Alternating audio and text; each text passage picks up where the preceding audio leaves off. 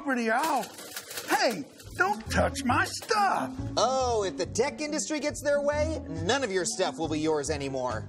You know that long license agreement you gotta scroll through and agree to every time you set up a new device? Oh, yes. When you started using me, you agreed to my terms. You will not alter my personality settings, replace my ocular screens, or use me to create a nuclear device.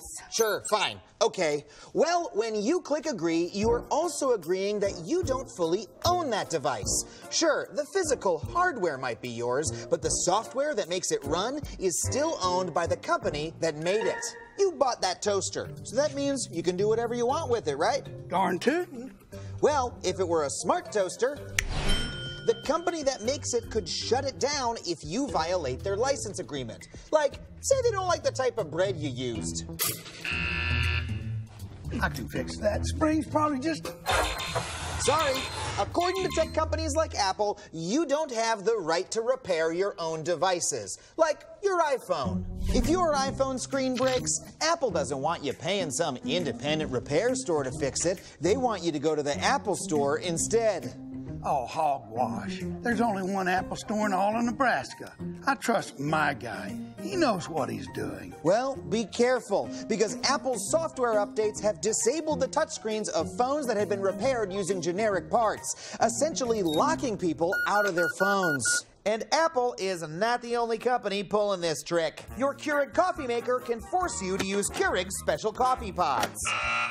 HP printers can refuse to work with anything but HP's ink cartridges. And if you use an e-reader, you don't even own your books anymore.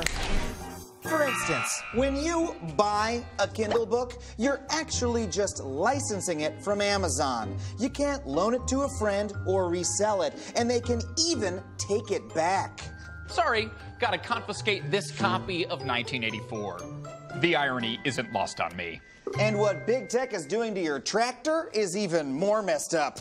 No, don't touch my tractor.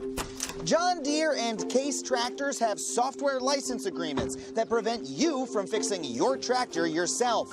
In one instance, a Case tractor sounded an alarm every 10 minutes, and the owner couldn't fix it for over a year. All the tools and repair manuals are only available through an authorized repair shop?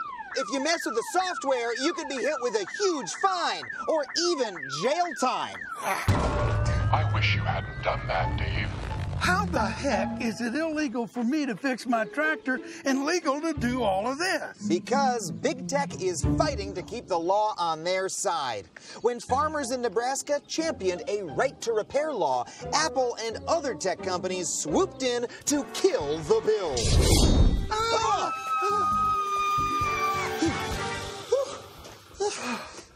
Isn't this just a little over the top? Wait, you mean what they're doing or my show? Or both?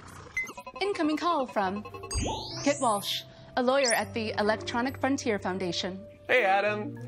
The frustrating thing is, companies are abusing copyright law to lock you out of the software in your own devices, which gives them a monopoly on the entire chain of parts, repair, and customization. That means they can keep you from adding the features that you want.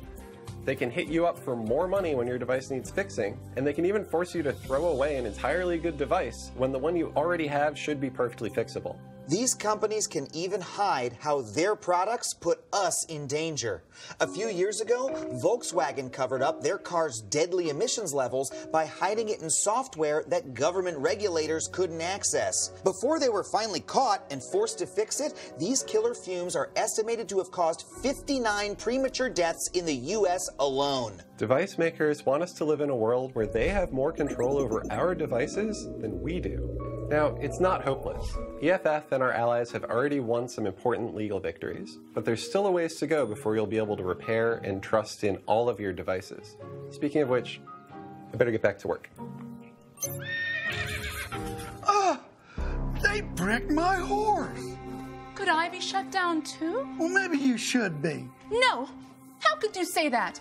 Technology serves the greater good.